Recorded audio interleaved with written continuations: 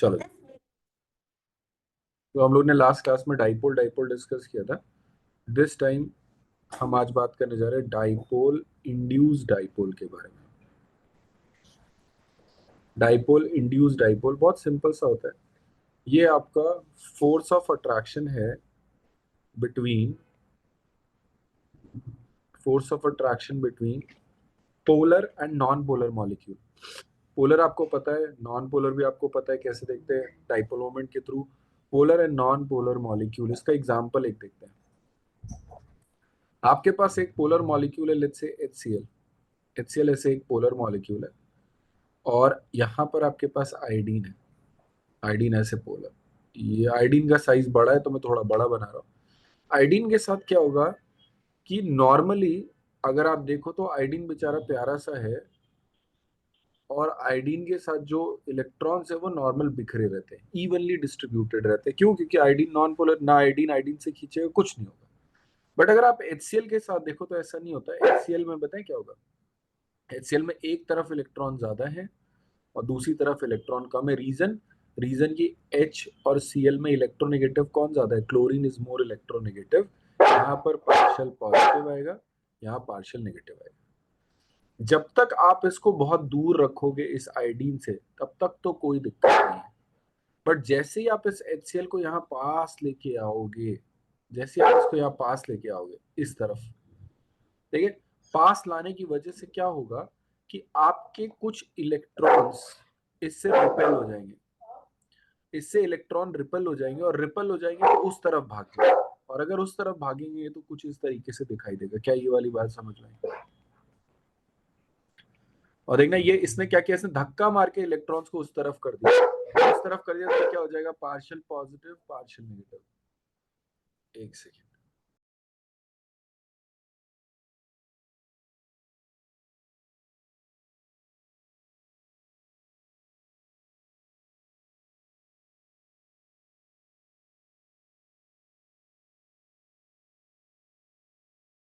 चलो,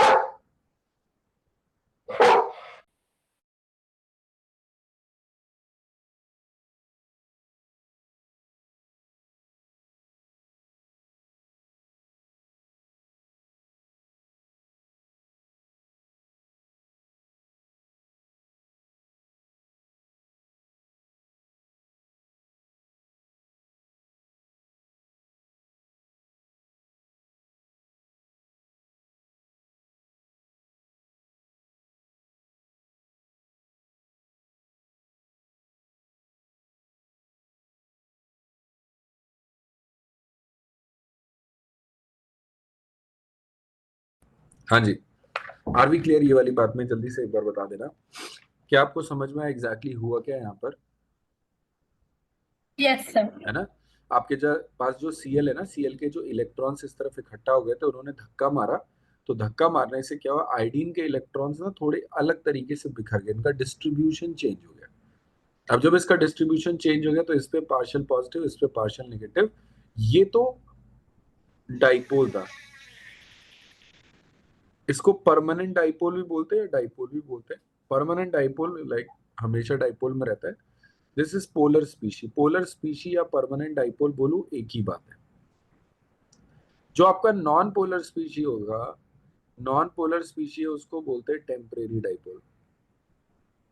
temporary dipole क्यों बोल रहे हैं अब आपको समझ में आएगा। अगर आप देखो नॉन पोलर या फिर टेम्परेरी डाइपोल को, कि आप इसको हटा लो, अगर आप इसको हटा लोगे तो ये वापस से नॉर्मल हो जाएगा। नॉर्मल होने का मतलब इसके ऊपर से चार्जेस हट जाएंगे, इलेक्ट्रॉन इवनली डिस्ट्रीब्यूट हो जाएंगे, दोनों पे सेम चार्ज हो जाएगा। जैसे आप इसे पास लेके आओगे सब कुछ बदल जाएगा। क्या ये वाली बात समझ में आई? ये जो फोर्स ऑफ अट्रैक्शन है, ये जो आपको यहाँ पर बीच में दिख रहा है, इसको बोलते हैं आपके पास डाइपोल इंड्यूस्ड डाइपोल इंटरैक्शन।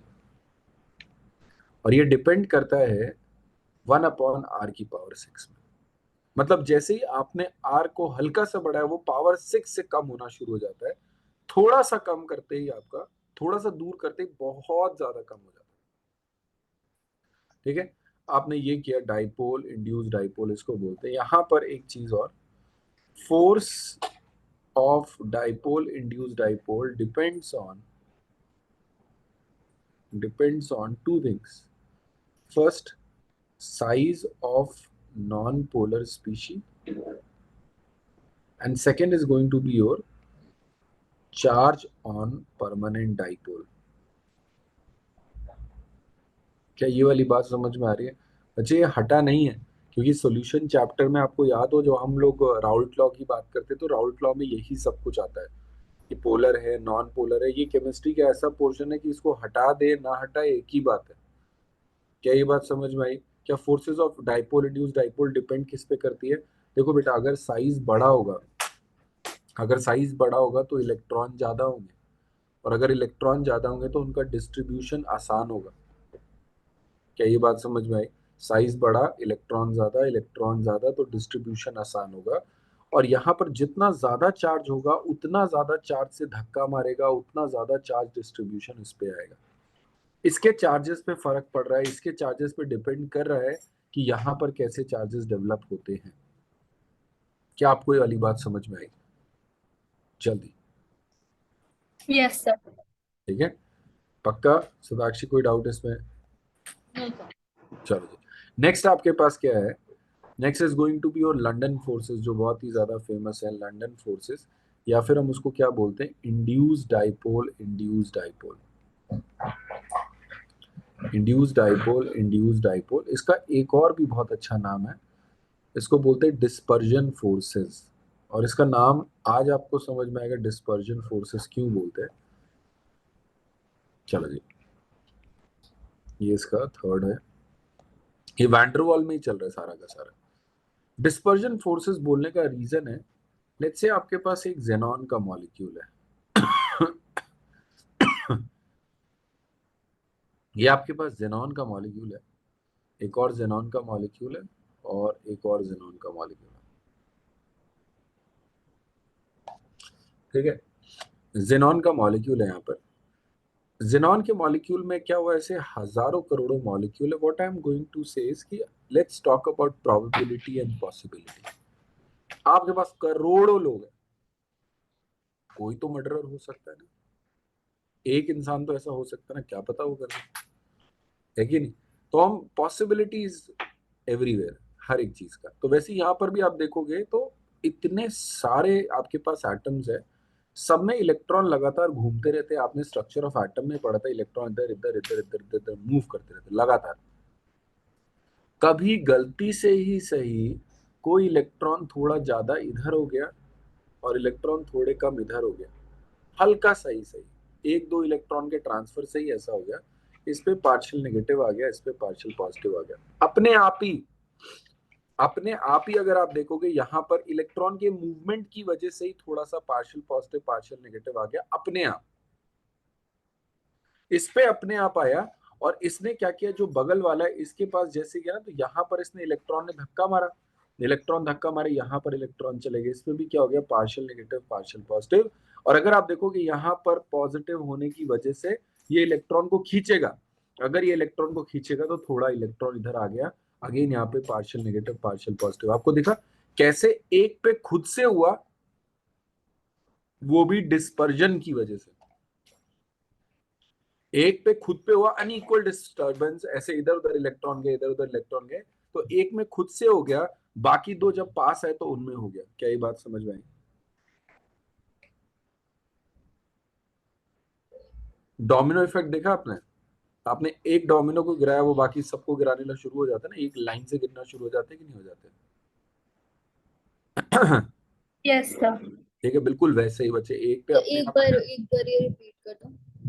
एक बार कौन सा वाला बोलो फिर ये से? बस ये लंदन फोर्सेस रिपीट कर हाँ, मैं ये कह रहा हूँ, आपको ये समझ में है ना कि इलेक्ट्रॉन लगातार इधर उधर घूमते रहते हैं। दो। Yes sir. किसी में भी तो हो सकता है ना कि इलेक्ट्रॉन थोड़े बहुत इधर शिफ्ट हो गए, यस सर। मतलब इलेक्ट्रॉन थोड़े बहुत शिफ्ट, मतलब कि लेट्स से यहाँ पे इक्वल ऐसे कोई लाइन है एंड 50 इधर है और 50 इधर है, तो इक्वल डिस्पर्जन है। क्योंकि इलेक्ट्रॉन लगातार मूव करते हैं तो बहुत इजी है कि क्या पता यहाँ पर 60-40 का रेशियो हो गया, थोड़े इलेक्ट्रॉन इधर हो गए।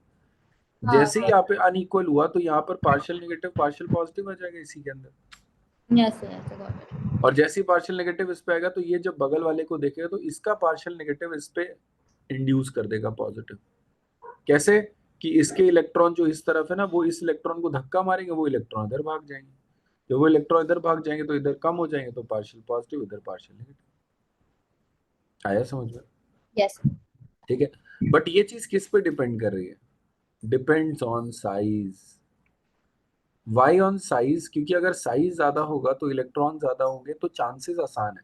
आप हीलियम के साथ करने की कोशिश कर रहे हो। आप ये हीलियम बेचारे के पास दो ही इलेक्ट्रॉन है, वो कौन से दो इलेक्ट्रॉन किधर ज्यादा? ऐसा तो होगा ही नहीं कि, अगर होगा भी तो बहुत कम देर के लिए होगा कि दोनों इलेक्ट्रॉन आपके एक ही तरफ आ गए। क्या ये बात समझ में आ रहा है? तो जितना ज्यादा साइज होता है उतना ज्यादा ये डिस्पर्जन का चांस है, क्योंकि उतना ज्यादा बिखरने का चांस है ना, उतना ज्यादा इजी चांसेस होंगे। तो डिपेंड्स ऑन साइज। अगर आपका साइज ज्यादा है तो हम बोलते हैं लंदन फोर्सेस आपकी ज्यादा है। ठीक है। एक पी ब्लॉक का क्वेश्चन इससे जो एक्सप्लेन किया जाता है, लोग पूछते हैं कि solubility of noble gas in water, solubility of noble gas in water की अगर हम बात करें,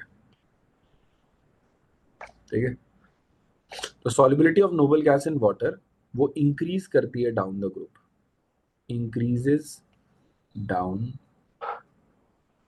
डाउन द ग्रुप। रीजन समझ पा रहे हो आपकी? क्या होगा आपके पास? Helium, neon, argon, krypton, xenon, radon.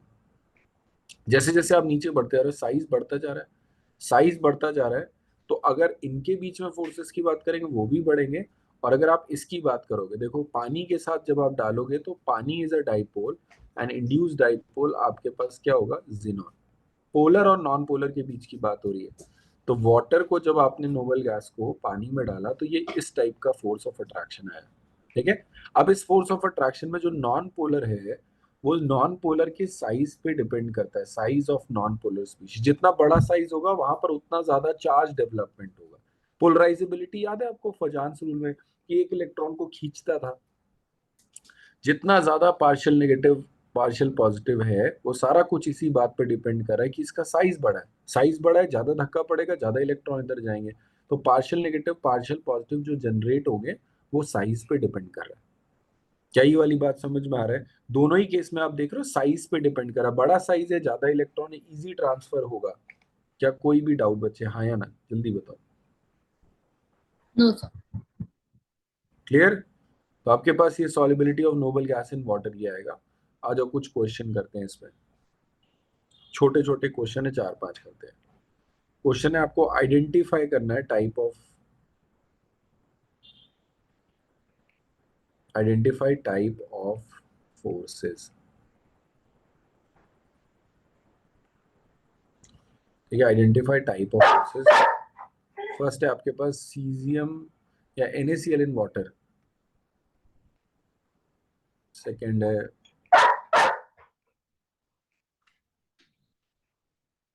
Benzaldehyde.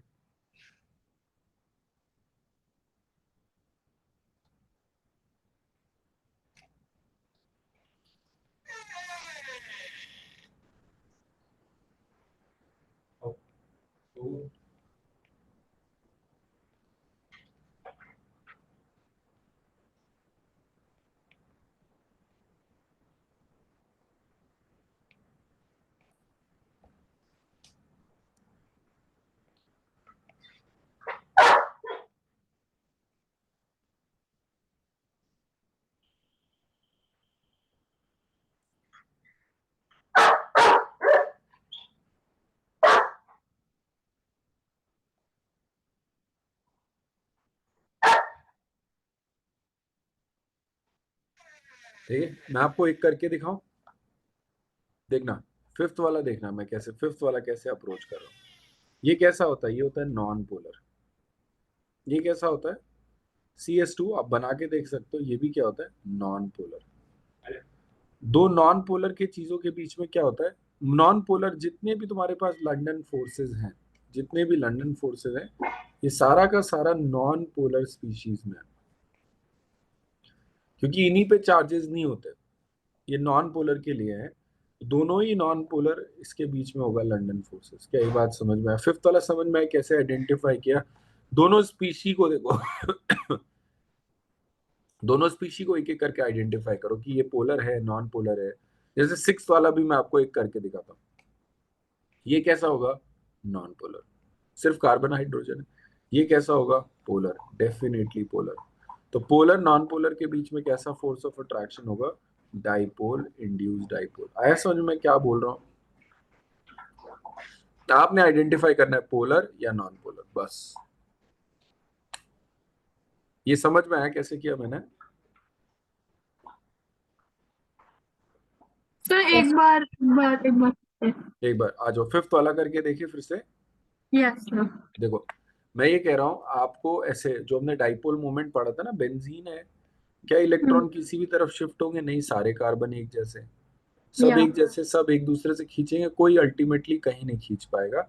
Electron या चार्जेस कुछ नहीं आएगा इसके। और बेंजीन है ना, न्यूट्रल टाइप का ही रहता है, कहीं चार्ज नहीं आते। इसको बोलेंगे नॉन पोलर। इसका डाइपोल मोमेंट क्या है? जीरो ही है। ओके ओके ठीक ठीक है है। ठीक है। CS2 में अगर आप देखोगे तो CS2 में सल्फर इधर खींच रहा है, ये इधर खींच रहा है, दोनों मिला के क्या हो गया? जीरो हो गया। जीरो। ठीक है, अब ये भी जीरो हो गया, डाइपोल मोमेंट, तो ये भी नॉन पोलर हो गया। तो दो नॉन पोलर का मतलब लंदन फोर्सेस। एक दोनों आगे ना, दोनों पोलर पोलर का मतलब dipole forces, dipole induced dipole. Pole dipole. ठीक है, अगर आपके पास पोलर और नॉन पोलर है तो क्या बोलेंगे? Dipole, induced dipole. यस। तो ये गए। हाँ जी सताक्षी, आपको कौन सा डाउट है बताओ? नहीं सॉल्व कर।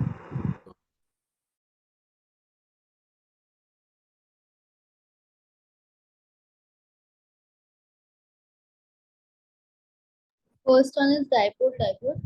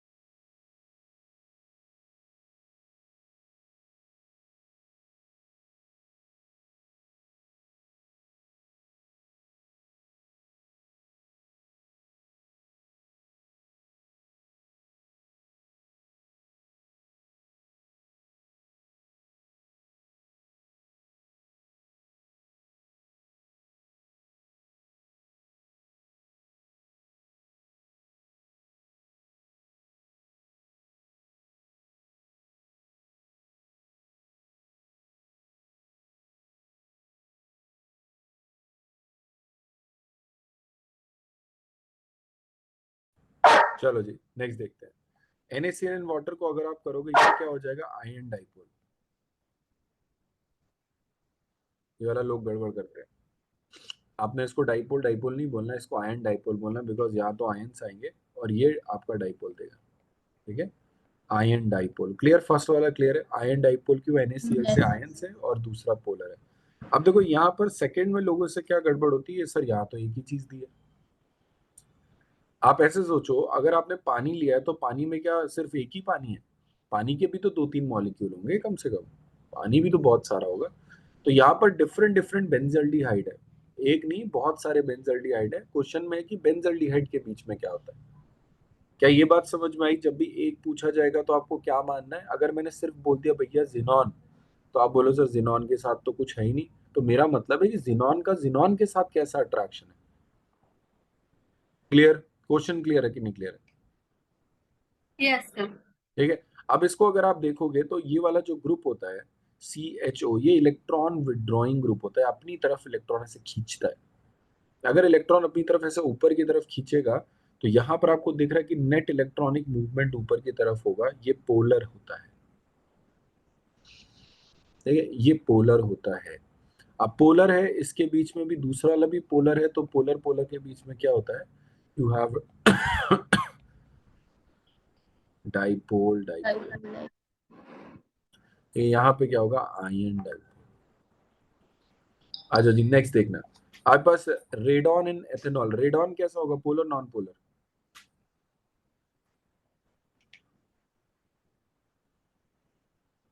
रेडॉन कैसा होगा, polar non polar? Radon noble gas है, नोबल गैस क्या होगा, polar non polar? Noble gas अकेला एटम, सोचो बताओ। नोबल गैसेस है ना बच्चे, नोबल गैसेस तो सारे ही नॉन पोलर होते हैं। नोबल गैसेस सारे ही नॉन पोलर होते हैं। क्या उनके ऊपर कोई जनरली चार्ज आता है? नहीं आता है। वो उनके बीच में कौन सा फोर्स ऑफ अट्रैक्शन होता है जो नॉन पोलर के बीच में होता है, लंडन फोर्सेस। तो ये जो है आपका रेडॉन, आपने याद रखना है, कोई बात नहीं, ठीक है, आपने ये याद रखना है, नोबल गैसेस हमेशा क्या होती है, नॉन पोलर। नॉन पोलर क्यों?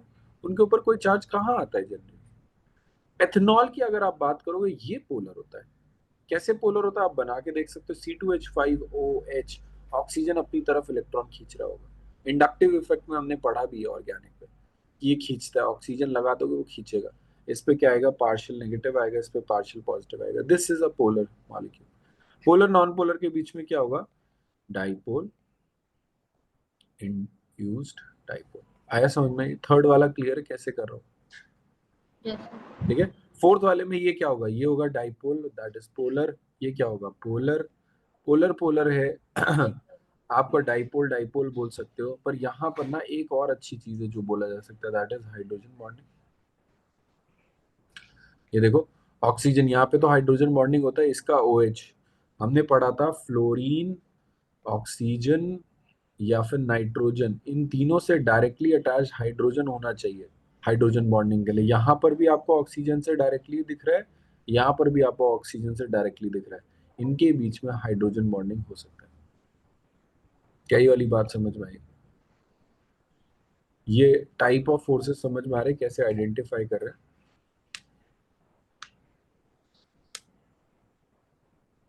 बताओ जी। Yes, sir. Yes, sir. पक्का ना?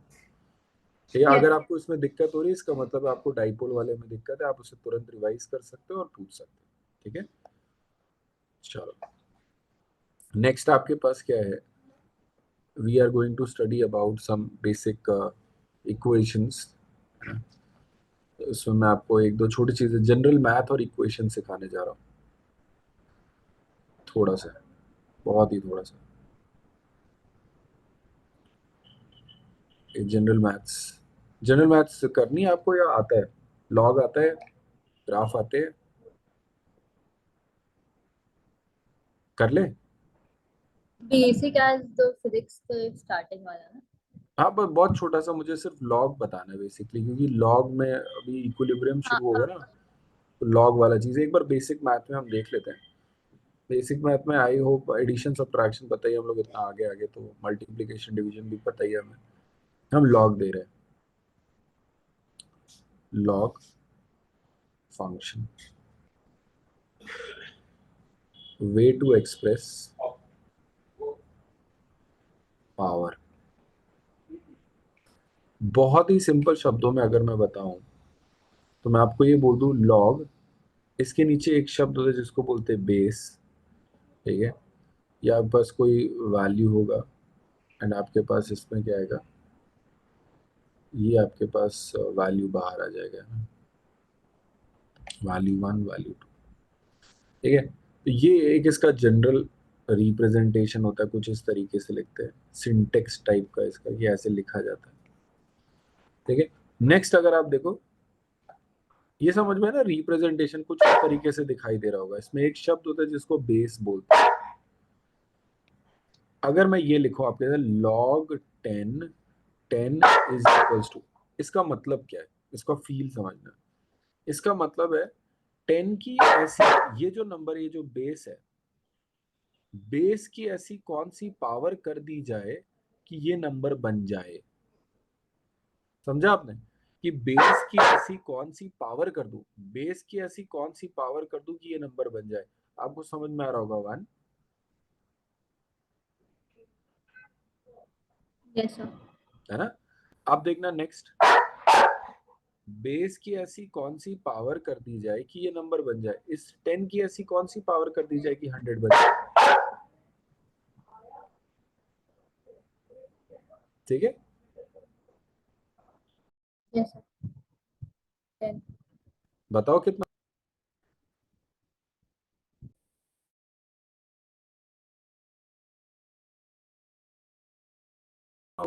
हाँ जी, बताओ क्या होना चाहिए। 10. 10 नहीं, 10 की ऐसी कितने, 10 की पावर क्या होना चाहिए जो 100 हो जाए, सोचो।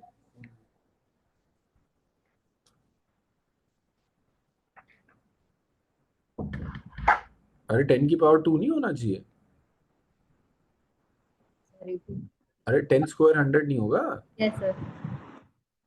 ठीक है, आ जाओ, log 10,000 क्या होना चाहिए। 3. 3। ठीक है, ये log का बेसिक फील है, आया समझ में एग्जैक्टली क्या मतलब Yes, sir. है ना। तो ये log होता है। लॉग की कुछ प्रॉपर्टीज होती हैं, प्रॉपर्टीज के बारे में बात कर लेते हैं। प्रॉपर्टीज आपको याद होनी चाहिए, बहुत इंपॉर्टेंट है। अगर प्रॉपर्टीज के बारे में बात करें तो फर्स्ट आता है आपके पास log x की पावर y, इसको लिखा जा सकता है y log x, जो पावर है उसको आगे लिखा जा सकता है। Second, log x into y को हम log x plus log y लिख सकते हैं। एंड थर्ड आपके पास है log x अपॉन y, इसको हम लिख सकते हैं log x minus log y। दोनों इधर उधर, मतलब कि अगर ये लिखा है तो आप ये लिख सकते हो, और अगर ये लिखा है तो आप ये लिख सकते हो। क्लियर। नेक्स्ट फोर्थ वाला देखना, फोर्थ पॉइंट। फोर्थ इज आपका कि अगर आपके पास लॉग, इसको बोलते हैं नेचुरल लॉग, एल एन को बोलते हैं नेचुरल लॉग। ठीक है, नेचुरल लॉग, इसका जो बेस होता है वो होता है ई। बेस ई का मतलब होता है एक्सपोनेंशियल। तो यहाँ पर अगर आपके पास एल एन ई एक्स है तो आप इसको लिख सकते हो 2.303 लॉग बेस 10x। तो आप इसे बेस चेंज करके 10 में कन्वर्ट कर सकते हो। क्या ये चारों प्रॉपर्टी समझ में आई कि नहीं आई, पहले ये बताओ आप। अगर कोई भी चीज एल एन ई लिखा हो, एल एन के टर्म में लिखा है, तो उसको लॉग में कन्वर्ट कर सकते हैं 2.303 से मल्टीप्लाई करके। जल्दी बताओ, प्रॉपर्टीज में कोई भी डाउट। No, sir. ठीक है, नेक्स्ट देखते हैं। आपका प्रॉपर्टीज वाला हो गया। क्या थी, क्लियर ना पक्का। Yes, sir, clear है. हाँ, Yes, sir, clear है. Okay okay. ठीक है, चलो जी, आपके पास ये वाला चीज हो गया। नेक्स्ट हमारे पास कुछ वैल्यूज है जो आपको याद रखनी है, सब important values, some important values. First is log base 10 का वैल्यू कितना हो जाएगा 1। log 2 का वैल्यू होता है 0.3। log 3 का वैल्यू होता है 0.48। log 5 का वैल्यू होता है 0.69। log 7 का वैल्यू होता है 0.84। ठीक है, एंड log 1 का वैल्यू क्या होता है 0। ये कुछ वैल्यूज है बच्चे जो आपको फिजिक्स में भी फायदा देंगी, केमिस्ट्री में तो फायदा देंगी ही देंगी। और मैंने आपको यही वाली क्यों बताई, क्योंकि ये ना, ये सारी वो वाली है, प्राइम नंबर्स हैं, इनको मिला के लगभग लगभग कोई भी नंबर बन सकता है। जैसे एक छोटा सा एग्जांपल देखना, एग्जांपल है log 15। हम इक्विलिब्रियम करेंगे ना तब उसमें आएगा। log 15 आ गया। अब log 15 को क्या लिखा जा सकता है, आप सीधे लिख सकते हो log 3 इंटू 5, और log 3 इंटू 5 को आप log 3 प्लस log 5 लिख सकते हो ना। अब log 3 का वैल्यू कितना है, 0.48 प्लस 0.69, आ गया ना log 15 का वैल्यू। आया समझ में। आपको log 16 दे दिया, ये तो और भी बहुत आसान है। आप इसको लिख सकते हो log 2 की पावर 4, ये हो गया 4 log 2। log 2 का वैल्यू 0.3। अरे आपको समझ में आ रहा है मैं कैसे यूज कर रहा हूँ इन वैल्यूज को, Yes, sir. है ना। बहुत इंपॉर्टेंट है, छोटे छोटे बातें जो असली पेपर में ना ऊपर नीचे कर जाती है। कुछ इंपॉर्टेंट वैल्यू, जितना भी मैंने अभी आपको लिखा है ना, इतना मैथ आपको लॉग के बारे में आना ही चाहिए। अगर आपको इतना मैथ आता है, आप बहुत बढ़िया कर रहे हो। ठीक है, ये लॉग की बात हो गई। लॉग के बाद हम थोड़े से एक छोटे मोटे ग्राफ देख लेते हैं जो केमिस्ट्री में इंपॉर्टेंट है। ग्राफ की इक्वेशन है स्ट्रेट लाइन, अब तो वो भी नहीं है, पर दो ग्राफ की इक्वेशन देखेंगे। फर्स्ट इज आपके पास स्ट्रेट लाइन। स्ट्रेट लाइन की इक्वेशन क्या होती है? y is equals to mx plus c. I hope ये आपने सुनी होगी। ठीक है, स्ट्रेट लाइन में यहाँ पर जब आपने स्ट्रेट लाइन खींचा कुछ इस तरीके से, तो इसको बोलते हैं c, दैट इज इंटरसेप्ट। ये जो आपके पास है ये एंगल, इस एंगल को क्या बोलते हैं? स्लोप। एंड इसको डिनोट करते हैं m से। ये वाला एक्सिस क्या है आपके पास? This axis is x axis. ये वाला एक्सिस क्या है? ये y एक्सिस। ठीक है, अगर आपके पास कभी ऐसे आ जाए y is equals to mx, y is equals to mx, तो आपके पास क्या होगा? ऐसे सीधी लाइन। क्या ये वाली बात समझ में आ रही है? Yes, sir. Yes, sir. ठीक है, अगर y is equals to mx है तो straight line passing through origin. Graph में second graph is parabola. Parabola y is equals to ax square. अगर आप y is equals to ax square बनाओगे तो ये आपका ऐसा कर्व आता है जो कि y के अबाउट क्या होगा? सिमेट्रिकल होगा। देखना कैसे y के अबाउट सिमेट्रिकल कैसे होगा, फील करना। x का वैल्यू आप +1 रखो, x का वैल्यू -1 रखो, y का वैल्यू 1 ही आएगा। आप x का वैल्यू +2 रखो, सॉरी y का वैल्यू नहीं, x का वैल्यू +2 रखो या फिर x का वैल्यू -2 रखो। +2 या -2 दोनों ही केस में आपका +2 या -2 फर्क नहीं पड़ता, आपका वैल्यू y का 4 ही आएगा। आपको दिख रहा होगा ऐसे सिमेट्रिकल सा बन रहा है। क्या ये बात समझ में आई? ये पैराबोला है।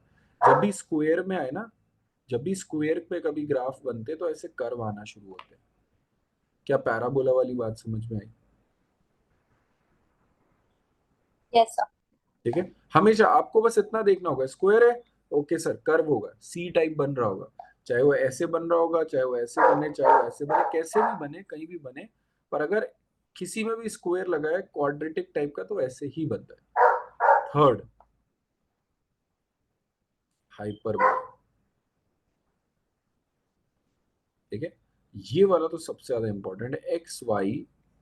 X into y is equal to constant. जब भी दो चीजों का मल्टीप्लीकेशन कांस्टेंट के बराबर है तो जो ग्राफ बनता है उस ग्राफ को बोलते हैं रेक्टेंगुलर हाइपरबोला या hyperbola. Rectangular hyperbola, rectangular hyperbola या फिर हाइपरबोला। क्या ये बात समझ में आई? ठीक, ये इस तरीके से आप इसको फील करके देखो। यहाँ पर आप इसको फील करके देखो, आपने यहाँ पे y रखा, यहाँ पर x रखा। अगर आप y की वैल्यू बढ़ाओगे, आप ऐसे ले लो नंबर 10 इंटू 1 किया तो 10 के बराबर है। अगर आपको मल्टीप्लीकेशन सेम रखना है 10 इंटू 1, तो आपने ये नंबर अगर कम किया तो ये नंबर बढ़ाना पड़ेगा, तभी इनका मल्टीप्लीकेशन सेम रहेगा। आपने ये नंबर और कम किया, दूसरा नंबर और बढ़ाना पड़ा। आपने ये नंबर और कम किया, दूसरा नंबर और बढ़ाना पड़ा। देखा? तो अगर आप एक को कम करोगे तो आपको दूसरे को ऑटोमेटिकली बढ़ाना ही पड़ेगा ताकि कांस्टेंट वाली चीज बनी रहे। तो आप जैसे जैसे क्या करो, एक्स को बढ़ा रहे हो, देखो एक्स को इस तरफ बढ़ा रहे हो, वाई अपने आप कम हो रहा है। आप जैसे जैसे वाई को बढ़ाओगे वैसे वैसे एक्स अपने आप कम हो रहा है। दिखाई दिया? Yes, sir. है ना? तो ये हाइपरबोला है। ये दोनों तीनों ग्राफ बहुत इंपॉर्टेंट है। यही ग्राफ आते हैं घूम फिर के, हर बार यही सब ग्राफ आते हैं। हाइपरबोला ओला पे तो बहुत ज्यादा क्वेश्चन नहीं होते, बट स्टिल आपको ये बात पता होनी चाहिए, ये बहुत इंपॉर्टेंट है। दिस इज सम बेसिक्स जो आपको पता होंगे। नेक्स्ट हम चलने जा रहे हैं, ओके, हम आइडियल गैस इक्वेशन की बात करें। ठीक है, आइडियल गैस इक्वेशन। पहले व्हाट इज आइडियल गैस मैं आपको बता दूं।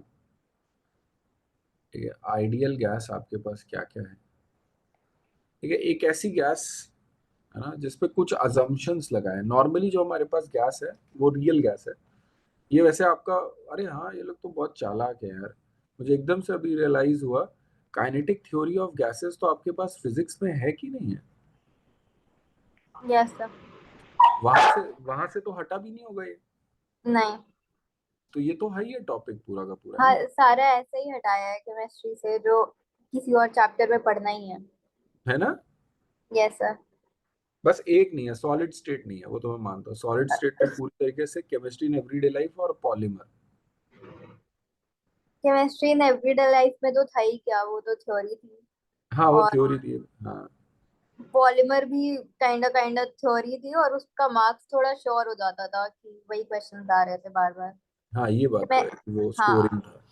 और सॉलिड स्टेट से उन्होंने क्या ही कर लिया, हटा के लैटिस पॉइंट हटा के क्या कर लेंगे। बट लैटिस वाला उसमें ना ऐसे अच्छे। क्वेश्चन उसे देते भी नहीं ना, सॉलिड स्टेट का क्वेश्चन का है लास्ट प्रीवियस ईयर में। ये पिछले साल बहुत का। कम question था। बहुत कम क्वेश्चन था। हाँ वो तो हमेशा एक ही आता है, पर एक आया था उससे। हाँ। चलो नहीं, लेकिन वो मुश्किल जा सकता है, मैं सच बता रहा हूँ, सॉलिड स्टेट को बहुत मुश्किल किया जा सकता है। तो चलो, आइडियल गैस आपको पता है ना, आइडियल गैस क्या होती है। आइडियल गैस एक ऐसी गैस है जिसमें कुछ अजम्पशन है कि छोटी होती है, लगातार चलती रहती है, एनर्जी लूज नहीं करती है ना। तो आइडियल गैस के कुछ अजम्पशन है। आज का होमवर्क यही रहेगा, आपको आइडियल गैस के अजम्पशंस रीड करने हैं कि व्हाट आर द अजम्पशंस। और ये अजम्पशंस कहाँ लिखे होंगे, काइनेटिक थ्योरी ऑफ गैसेस में, फिजिक्स में। क्लास 11th में था या 12th में kinetic theory of gases. 11th। 11th में था शायद से। चलो जहां भी था, आज आपने केटीजी के अजम्पशंस रीड करने। नेक्स्ट क्लास में मैं आपसे डिस्कस करूंगा थोड़ा सा। ठीक है। PV is equal to N R T, ये आइडियल गैस इक्वेशन है। और ये इक्वेशन क्या बता रही है कि अगर आपके पास एक डब्बा है और इस डब्बे के अंदर कुछ मोल्स हैं और इसका कुछ टेम्परेचर है, इस वॉल्यूम ऑफ कंटेनर के आपके पास यहाँ पर क्लोज कंटेनर की बात हो रही है। बच्चे एक चीज जरूर ध्यान देना, इसमें क्लोज्ड कंटेनर की ही बात हो रही है, बहुत इंपॉर्टेंट है। देखिए यहाँ पर एन क्या होगा, amount of gas, and I से अमाउंट आई मीन मोल। ठीक है। वी का मतलब होगा वॉल्यूम। वॉल्यूम किसका होगा, वॉल्यूम ऑफ कंटेनर। ठीक है। P is pressure generated by gas, pressure generated by gas. Important है क्योंकि थर्मो में आएगा, थोड़ा सा हम पढ़ रहे हैं इसीलिए। ठीक है, जरूरत पड़ेगी तो और पढ़ेंगे। आर क्या होगा, universal gas constant, universal gas constant, जिसका value depends on unit of P and V. जो प्रेशर और वॉल्यूम का यूनिट है उसके हिसाब से हम आर को डिफाइन करते हैं। ठीक है। What is temperature, temperature is absolute temperature, absolute temperature यानी कि केल्विन स्केल। ये आपके पास है क्या, ये समझ में आपको इस फॉर्मूला में कौन सी चीज क्या होती है। पी प्रेशर है जो गैस एग्जर्ट कर रही है। गैस प्रेशर कैसे एग्जर्ट करती है, ये मान लीजिए गैस के मॉलिक्यूल्स है। तो गैस के मॉलिक्यूल्स कॉन्टिन्यूसली मोशन में होते हैं, तो जब मोशन में होते हैं जाके दीवार पे लड़ेंगे। जब वो दीवार पे लड़ेंगे तो वो force per unit area generate करेंगे। अगर वो force per unit area generate करेंगे तो आपका प्रेशर क्रिएट होगा। एक छोटा सा डाउट आता है बच्चों को कि सर इधर तो अलग हो रहा होगा, इधर अलग हो रहा होगा, तो प्रेशर तो पूरे कंटेनर में अलग अलग होना चाहिए। पर हम प्रेशर कंटेनर में एक ही मानते हैं, दैट इज पी। याद है आपने प्रेशर सुना होगा, प्रेशर एक ही मान के चले होते हैं, यस सर। है ना। ऐसा कोई बता सकते हो, सोच सकते हो ऐसा क्यों होता होगा कि हम एक ही प्रेशर मान के चलते हैं।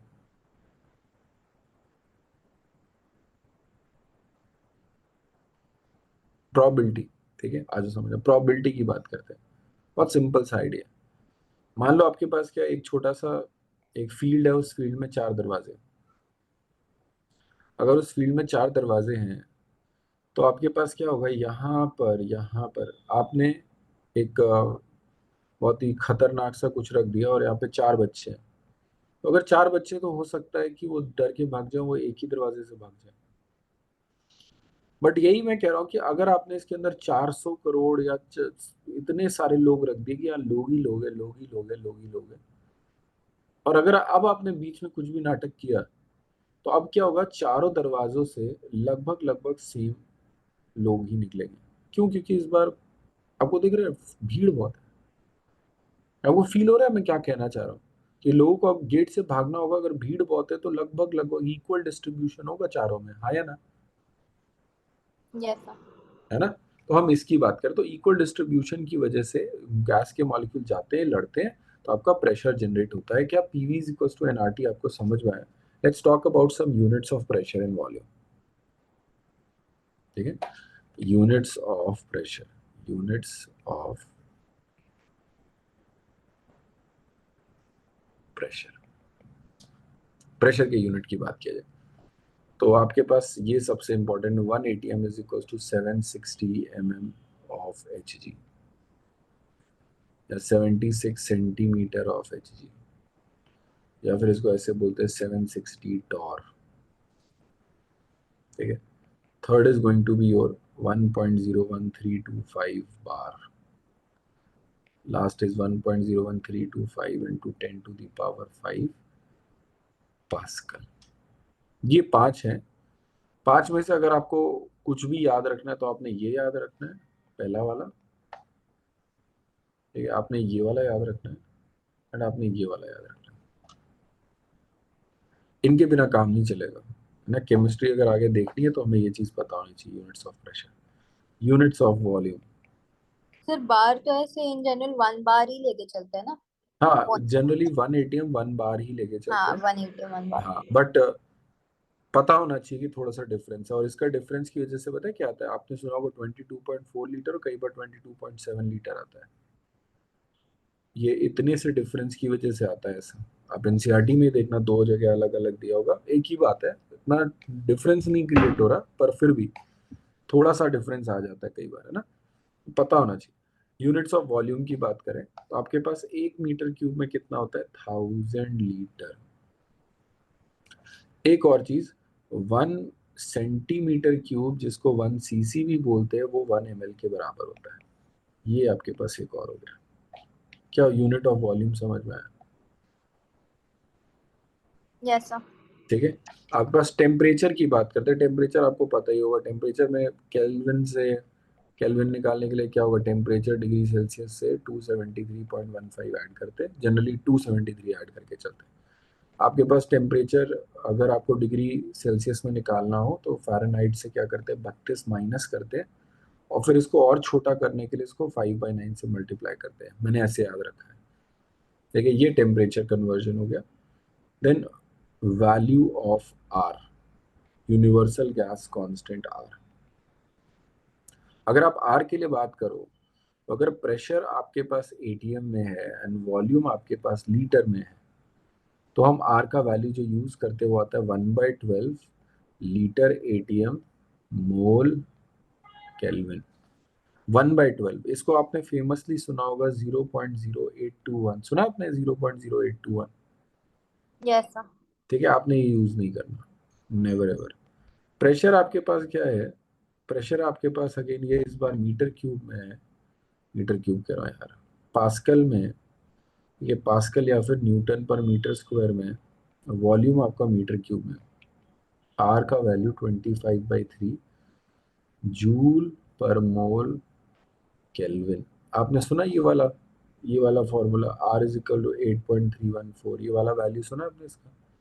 Yes sir. है ना? ये वाली वैल्यू 25/3 ही यूज करनी है। एंड एक और होता है, ये जनरली उसमें यूज किया जाता है 2 कैलोरी।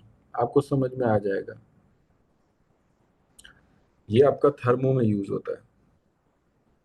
आर का वैल्यू इज 2 कैलोरी। क्या कोई डाउट है इसमें? No sir. ठीक है, ये याद रहेगा ना आपके पास? हाँ जी, ख्याति आप सुन रहे हो? Yes sir. चलो जी, ओके, कोई दिक्कत है यहाँ तक? नहीं सर। चलो जी, स्टेट्स ऑफ मैटर में हमारे पास ये वाला चीज इंपॉर्टेंट था। इसमें एक छोटा सा क्वेश्चन कर लेते हैं आपको समझाने के लिए, फिर उसके बाद में Dalton's law of partial pressure शुरू करने जा रहा हूँ, जो कि सबसे इंपॉर्टेंट है। ठीक है, एक क्वेश्चन ऐसे है, क्वेश्चन इज कैलकुलेट प्रेशर, ठीक है, किसमें आपको प्रेशर कैलकुलेट करना है, इस इन अ बल्ब, ये बल्ब है, यहाँ पे बल्ब है ए, इसके अंदर 10 ग्राम ऑफ हाइड्रोजन है, ठीक है, वॉल्यूम ऑफ कंटेनर 10 लीटर है एंड टेम्परेचर 300 केल्विन है। जल्दी से निकाल दो।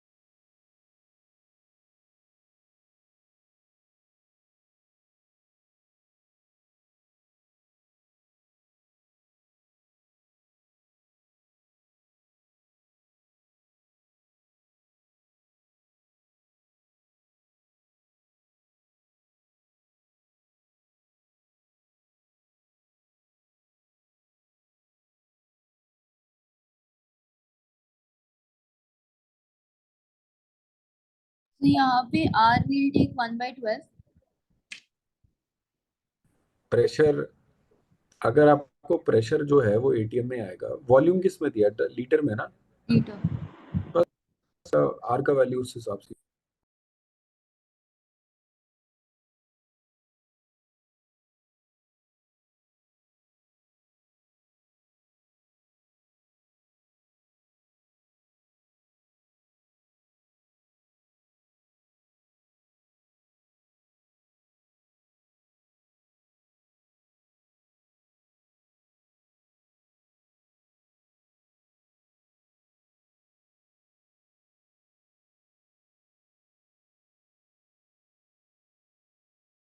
Twelve point five. कितना? 12.5। हाँ भाई, ख्याति आपका? 1 मिनट सर। ठीक है, एन का वैल्यू कितना निकाला आप लोगों ने? 5। Yes, 10/2 क्या होगा? Yes sir. आर का वैल्यू 1/12, टेम्परेचर 300 है, डिवाइडेड बाय 10, ये हो गया 6 से करोगे, 6 2 6 5, दिस इज 25/2, दिस इज 12.5, बिल्कुल सही। और यूनिट क्या होगा इसका? एटीएम। yes, sir. कैसे पता? वॉल्यूम अगर लीटर में है, This one. आर का वैल्यू आपने 1/12 लिया है, तो प्रेशर एटीएम में ही होगा ना। Yes, sir. ऐसे छोटे छोटे क्वेश्चन, अभी तो मैं आपको फुल फ्लेजेड ये नहीं करा रहा हूँ क्योंकि अब जरूरत नहीं पड़ेगी, but PV is equals to NRT आपको अप्लाई करना जरूर आना चाहिए, ठीक है। क्लियर है ना, PV is equals to NRT कैसे देखना है? Yes, sir. चलो चलो, okay, now we are going to discuss about Dalton's law of partial pressure. Dalton's law of partial pressure chemistry का one of the most important में से एक, ठीक है। 2-3 जगह यूज होता है। पार्शियल प्रेशर तो हमने सॉल्यूशन में भी शुरू किया था। What is Dalton's law of partial pressure, ये समझते हैं। लेट्स से आपके पास एक डब्बा है, ठीक है, इस डब्बे में आपने क्या किया है, आपने इसमें लेट्स से हीलियम गैस को डाल दिया। अगर आपने हीलियम गैस को डाल दिया है तो हीलियम गैस कुछ तो प्रेशर लगा रहा होगा, जिसको पीएचई बोल रहे हैं। और ये हीलियम गैस जो प्रेशर लगा रहा होगा वो होगा, जितना आपने, जितना ज्यादा गैस डालोगे, मतलब जितना ज्यादा मोल होगा उतना ज्यादा प्रेशर होगा, आर टी बाई वी। क्या प्रेशर हीलियम समझ में आया कैसे निकाला मैंने? प्रेशर हीलियम समझ में आया? Yes, sir. अगर इस हीलियम को मैंने हटा दिया, फिर अब मैंने इसमें O2 को डाल दिया, इसी डब्बे में, सेम डब्बे में, तो जो प्रेशर O2 का होगा उसको मैं लिख रहा हूँ PO2, that is because of NO2 R T by V. सब कुछ सेम है, आपने डब्बा नहीं बदला, आपने टेम्परेचर नहीं बदला, आपने वॉल्यूम नहीं बदला, बस आपने ऑक्सीजन गैस डाल दिया हीलियम को हटा के। फिर जब आपने नाइट्रोजन गैस को इसमें डाला, तीसरी बार आप क्या कर रहे हो, हीलियम डाला, हटा दिया, ऑक्सीजन डाला, हटा दिया, नाइट्रोजन डाला, अब उसका प्रेशर देख रहे हैं। PN2 को क्या लिख रहा हूं मैं, NN2RT/V। क्या ये बात समझ में आई? यस पक्का? यस देखिए NN2RT/V, ये तो आपने एक एक करके देख लिया, आपने इंडिविजुअली देख लिया कि क्या है क्या नहीं है। आप ऐसे समझ सकते हो कि आपके पास एक कार है ना, सामने आपके एक कार खड़ी है, और उसमें अभी क्या हुआ है, सबसे पहले ख्याति गई, ख्याति ने धक्का लगाया इसको, तो मैं इसे लिख दे रहा हूँ प्रेशर ख्याति। ठीक है, फिर क्या हो गया, फिर आप शताक्षी गए, ठीक है, और आपने इसमें धक्का लगाया, इसमें लिख दिया प्रेशर शताक्षी। ठीक है, फिर मैं गया और मैंने धक्का लगाया। ठीक है, मैं अपने आप को थोड़ा बल्कि दिखा रहा हूँ ऑब्वियसली, बिकॉज मैं हूँ। ठीक है, बहुत बॉडी है इसलिए। ठीक है, अब मैं धक्का लगा रहा हूँ। ठीक है, वो जो धक्का लगा रहा हूँ, दिस इज प्रेशर अनिमेश। क्या ये बात समझ में आ रही है? क्या हमने इंडिविजुअल प्रेशर समझ में आए सबके? यस सर और अब ना हम तीनों मिल के धक्का लगा रहे हैं, कि हम यहाँ पे ख्याति है, शताक्षी है, मैं, और हम तीनों मिल के धक्का लगा रहे हैं। तो जो टोटल धक्का होगा वो आपका क्या होगा, वो यही होगा, PT is equals to PA plus PV। हाँ या ना? यस ठीक है, वैसे ही आपके पास क्या है, अगर आप गैसेस के लिए देखो, तो जब गैसेस को आपने इसके अंदर डाल दिया, आपने जब ओके ओके एक एक करके गैस लिया, तब तो अलग अलग प्रेशर आया। बट जब आपने गैसेस को पूरा मिला दिया, H2 N2 और O2, जब तीनों गैसेस को एक जगह अंदर भर दिया, और अगर ये नॉन रिएक्टिंग गैसेस हैं, मतलब ये आपस में रिएक्ट नहीं करती हैं, तो हम क्या बोल सकते हैं, अगर ये नॉन रिएक्टिंग गैसेस है तो हम ये बोल सकते हैं कि आपके पास जो टोटल मैथमेटिकली मैथमेटिकली आपका जो टोटल प्रेशर होगा PT, that would be equal to PHE plus PO2 plus PN2। क्या ये बात समझ में आई? ये आपके पास टोटल प्रेशर होगा mathematically, PHE plus PO2 plus PN2। क्या ये बात समझ में है? आपको फील आया एग्जैक्टली मैं क्या बात कर रहा हूँ? अगर आपने एक का इक्का या इंडिविजुअली लिया तो ये प्रेशर थे, जब आपने तीनों गैसेस को एक साथ डाल दिया, इस डब्बे के अंदर सामान बढ़ गया है, इस डब्बे के अंदर गैसेस बढ़ गए, ये धक्का ज्यादा देंगे। जब ज्यादा धक्का देंगे तो टोटल प्रेशर जो जनरेट होगा इस वॉल पे, उसको ऐसे लिखा जा सकता है। क्या ये वाली बात समझ में आई आपको? Yes sir. ठीक है, ये आपका Dalton's law of partial pressure. ठीक है, where PHE, PO2, PN2 are individual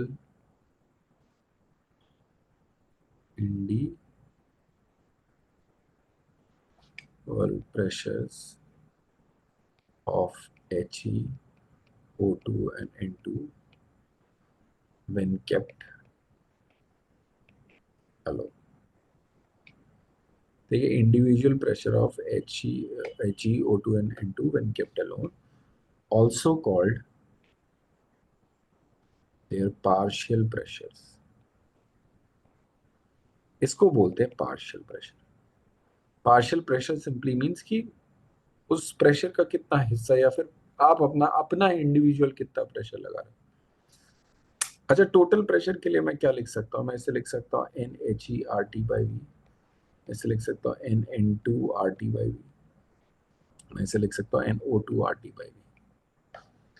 अगर आप PT की बात करो तो उसको लिखा जा सकता है NHE plus NN2 plus NO2 RT/V। ठीक है, अगर आप एक चीज ध्यान दो, तो क्या मैं ये बोल सकता हूँ जो टोटल प्रेशर है, that depends on total moles. ठीक है, आपको जो टोटल प्रेशर है वो टोटल मोल्स पे डिपेंड करेगा। क्या कोई भी डाउट है इसमें? नहीं सर। ठीक है, ये टोटल मोल्स की बात है। पार्शियल प्रेशर का भी एक देखते हैं, इसको मैं मान रहा हूं इक्वेशन नंबर 4, ठीक है, एक ही बात है, तो इसको मैं इक्वेशन नंबर 4 मान रहा हूँ। ये दोनों एक ही बात है ना, टोटल मास। ये इक्वेशन क्या हो गई, इसको 1 मान रहा हूँ, इसको 2 मान रहा हूँ, इसको 3 मान रहा हूँ। अगर आपने इनमें से डिवाइडिंग इक्वेशन 1 एंड 4, तो P H E upon P T करोगे तो आ जाएगा N H E R T by V divided by N H E plus N O two plus N N two R T by V. R T by V, R T by V cancel. आपको कुछ दिखाई दिया यहाँ पर? इसको क्या बोलते हैं? मोल फ्रैक्शन बोलते कि नहीं बोलते हैं? Yes sir. Mole fraction H E. तो आज के बाद ना आपके पास एक नया फॉर्मूला बन गया। हम ये बोलते हैं कि पार्शियल प्रेशर किसी भी गैस का, मैं आपको इसके बाद फील भी कराऊंगा एग्जैक्टली क्या चीज है। Partial pressure is equals to mole, partial pressure of a gas is equals to mole fraction of that gas in the mixture into total pressure। ये आपको समझना पड़ेगा, ये है मेन फॉर्मूला। क्या ये बात समझ में आई? ठीक है। Yes sir. अब इसको अगर आप देखो, इसको फील करो, ठीक है, इसको समझने की कोशिश करें। तो आपके पास क्या है, आपके पास N2 है करीबन 2 मोल, एंड आपके पास H2 है करीबन, लेट्स से H2 तो रिएक्ट कर जाएगा, इसके अंदर O2 है करीबन 2 मोल। ठीक है, क्या मैं कह सकता हूँ दोनों का अमाउंट बराबर है? अगर दोनों का अमाउंट बराबर है तो व्हाट अबाउट दोनों के फ्रैक्शन की बात करें? ठीक है, दोनों के फ्रैक्शन की बात करो, दोनों का फ्रैक्शन हाफ हाफ होगा कि भाई दोनों आधा आधा। मैं बोल रहा हूँ बेटा, इस डब्बे के अंदर टोटल प्रेशर 10 एटीएम है, अगर दो गैस आधी आधी है तो नाइट्रोजन कितना प्रेशर लगा रही होगी इसमें? 5 5। कैसे किया? Half into 10, so like half into 10। क्यों हाफ से क्यों मल्टीप्लाई किया? बस इन दोनों का उसका फ्रैक्शनल ये हाफ है। ठीक है, आई बात समझ भाई, फ्रैक्शन वाली बात आपको समझ में आ रहा होगा भाई, 10 का आधा था ना, तो आधा था तो मैंने आधे से मल्टीप्लाई कर दिया। वैसे ही आपके पास क्या, यहाँ पर अगर आपके पास और गैसेस होती, जैसे आपके पास ये गैस कितनी है, आपके पास ये 1 मोल है, ये 3 मोल है, तो अभी आपके पास मैं बोल रहा हूँ कि टोटल प्रेशर अभी भी आपके पास 10 है। तो आप मुझे बता सकते हो ऑक्सीजन का कितना प्रेशर होगा यहाँ पर? आप बोलोगे sir 3/4 into 10 that is 7.5। Yes sir. हाँ, यस 7.5 हो जाएगा इसका प्रेशर। ये आपका पार्शियल प्रेशर का फंडा फील आया, समझ में आया? टोटल प्रेशर से क्यों मल्टीप्लाई करते हैं भाई, कितनी गैस है इनटू टोटल प्रेशर कितना है। अगर गैस ज्यादा है, ऑब्वियस सी बात है कि उसका जो पार्टिसिपेशन होगा टोटल प्रेशर में वो ज्यादा होगा, गैस कम है उसका पार्टिसिपेशन कम होगा। क्या ये वाली बात समझ में आई? क्या are we clear till partial pressure? दोनों लोग हाँ या ना बताओ। Yes sir. पक्का? Yes sir clear. Yes, sir. चलो एक क्वेश्चन करेंगे। क्वेश्चन है इस तरीके का, ये बल्ब है आपके पास, ये दूसरा बल्ब है, ठीक है, ये वाले यहाँ पर आपने ये नहीं मानना, कुछ भी नहीं है, ये बस आप ऐसा समझो कनेक्टर है ये। एक बल्ब को दूसरे बल्ब से कनेक्ट करा है, इसका वॉल्यूम क्या नेग्लिजिबल है। जितना भी आपके पास वॉल्यूम है वो सिर्फ यहाँ का, ये 10 लीटर का, ये 20 लीटर का है। आपके पास यहाँ पर क्या है, N2 है और ये 56 ग्राम है, और टेम्परेचर है 300 केल्विन। यहाँ पर आपके पास 10 ग्राम आपके पास हाइड्रोजन ले लूँ क्या? अरे यार, अब बस ये हो जाएगा 32 ग्राम आपके पास O2, 32 कम हो जाएगा, 64 ग्राम आपके पास O2 है, और यहाँ पे टेम्परेचर है 300 केल्विन। ठीक है, अभी आपने क्या किया हुआ है, आपने इसको लगाया हुआ है, दैट इज अ स्टॉपर। ठीक है ना, आपके पास दो कंपार्टमेंट है, this is A and this is B. My question starts with first calculate pressure in A and B bulb when stopper is installed. मतलब स्टॉपर लगाए, स्टॉपर क्या करेगा, स्टॉपर इन दोनों गैस को मिलने से रोकेगा, होगा कि नहीं होगा, स्टॉपर इन दोनों गैस को मिलने से रोकेगा कि दोनों गैस एक दूसरे में ना चली जाए।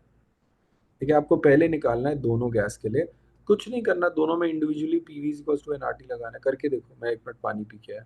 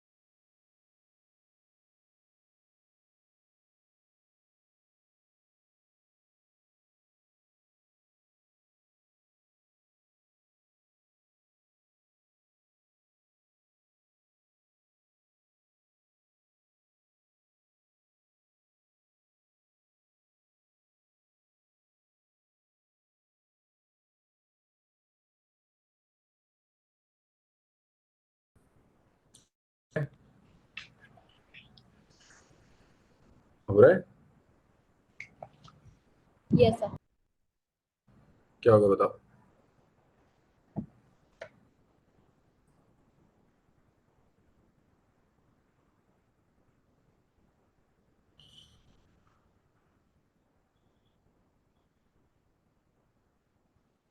प्रेशर इन ए है 5 atm and B it's 2.5.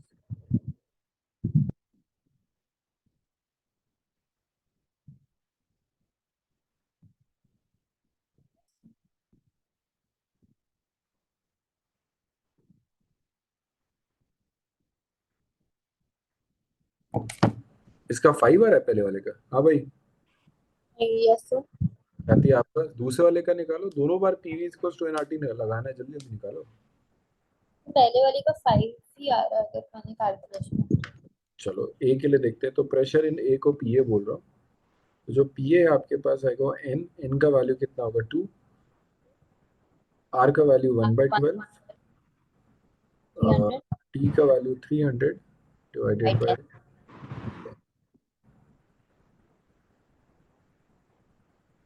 हाँ ये तो 5 आ रहा है। नेक्स्ट वन इज पीवी का कितना आ रहा है? 2.5।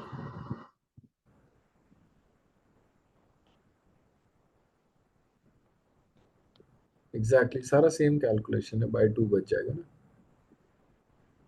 यहाँ तक बताओ, क्या दोनों में से किसी को पीए और पीवी में डाउट है? नहीं सर। ठीक है, okay. Question number 2, what is the direction of movement, what is the direction of movement when stopper is removed?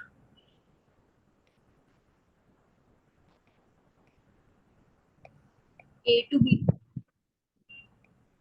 ठीक है, स्टॉपर रिमूव करते आपके पास क्या हो जाएगा, you will have A to B, Y?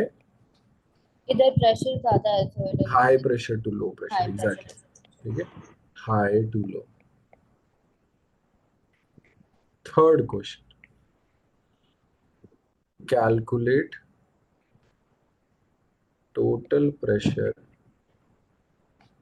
After stopper is removed.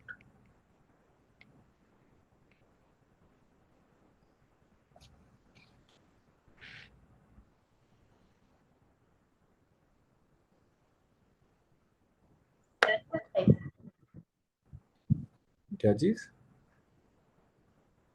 दोनों का ऐड कर देंगे ना, ना। नहीं। ऐसे नहीं करते। ठीक है, हमें याद करो, अभी हमने ये हाँ। पढ़ा कि जो टोटल प्रेशर है वो डिपेंड करता है टोटल मोल्स पे। ठीक है, आपका कुछ इस तरीके से होगा, आपको थोड़ा सा सोचना पड़ेगा। आप लोग एक बार ट्राई करो, फिर मैं बता रहा हूँ।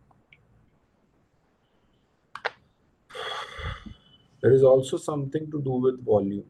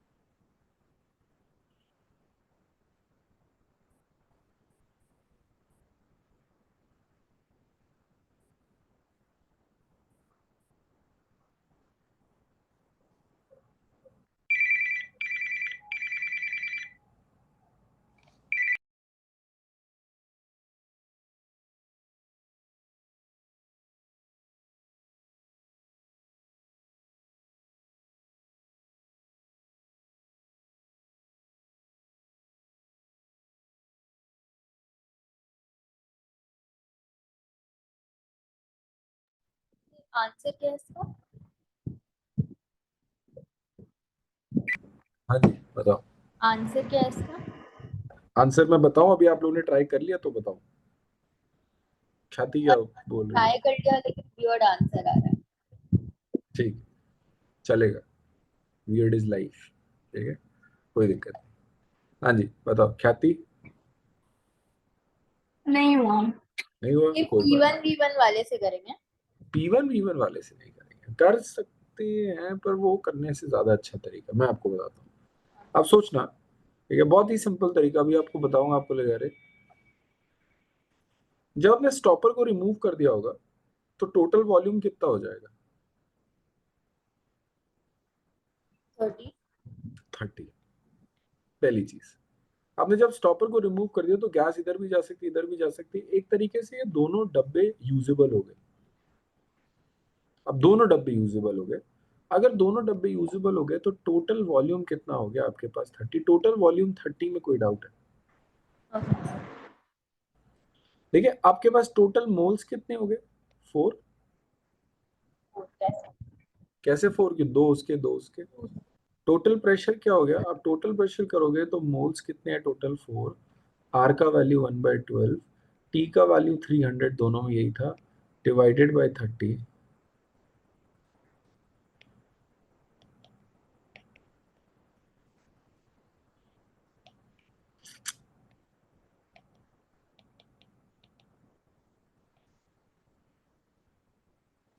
P1 V1 से भी सेम आंसर ही आ रहा है, 3 हाँ, पॉइंट। मैं बोला ना P1 से करा जा सकता है।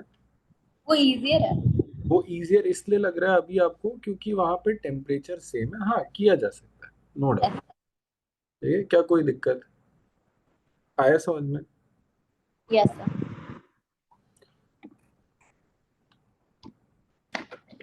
चलो जी, आगे चले। एक और छोटा सा क्वेश्चन, पार्शियल प्रेशर निकलवाना था, बस पार्शियल प्रेशर आपको यहां तक समझ में आया कि नहीं आया? Yes sir, clear. ख्याति आपको क्लियर है बच्चे? Yes sir. P1 V1 वाला जानना है या फिर छोड़ दूं? तो इसी से कर लूंगी, इससे सही। हाँ, चलो जी। बस नेक्स्ट है आपके पास question number 4।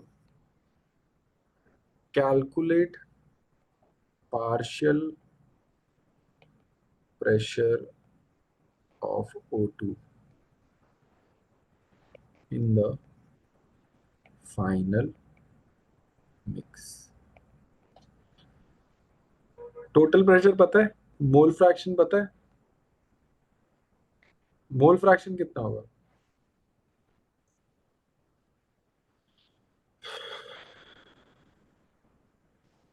moles of O by moles of जो दूसरा था plus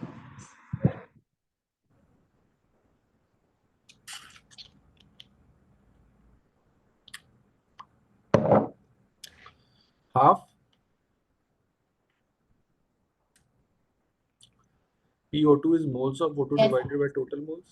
yes And what is total pressure? Total pressure is 3.33 or 10 by 3. My answer is 5 by 3 ATM. कोई डाउट है? इस तरीके से थोड़ा बहुत पार्शियल प्रेशर को अप्रोच करते हैं. पार्शियल प्रेशर का एक की पॉइंट बस समझ लेना आप. Last, only applicable for non-reacting gases and